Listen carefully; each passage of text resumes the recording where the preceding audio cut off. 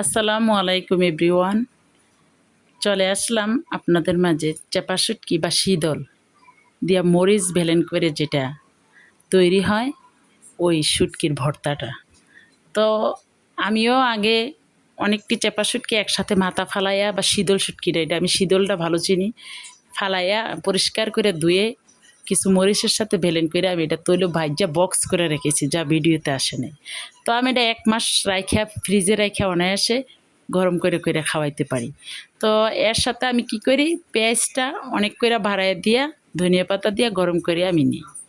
তো আমিও বক্স করে রেখেছি, হয়তো বৃষ্টির দিনে যারা খিচুড়ি রান্না করলো বা খোলা পিঠা বানাইলো এর সাথে বা গরম ভাতের সাথেও যে যেভাবে খাইতে পছন্দ করেন তৈরি করে দিলে টেবিলে রাখলে যার মন চায় সে খাইতে পারে। যে অনেকে যারা ভর্তাটা পছন্দ করেন, মরিচটা বা ঝালটা পছন্দ করেন, বা যারা মনে করেন যে খাইয়া হজম করতে পারে তাদের জন্য আসলে এই ভিডিওটা। তো আমি এভাবে মরিচটা অনেক করে নিলাম, এই যে বক্সে করে আমি রেখেছিলাম, বক্স থেকে দিলাম মরিচটার সাথে আমি এটা গরম করে শুধু ধনিয়া পাতা দিয়া আমি এটা তুলে নিব। তো যাদের পছন্দ বেশি তারা তৈরি করতে পারেন এইভাবে চাপা শুটকি শীতল দিয়া, তো তারা টেবিলে রাখলে খাইতে পারেন। আমি অবশ্য মরিচটা খুব কম পছন্দ করি এবং খাই না। তো যাদের এটা ভালো লাগে তারা আমার এই ভিডিওটা দেখবেন, এইভাবে তৈরি করে খাইবেন।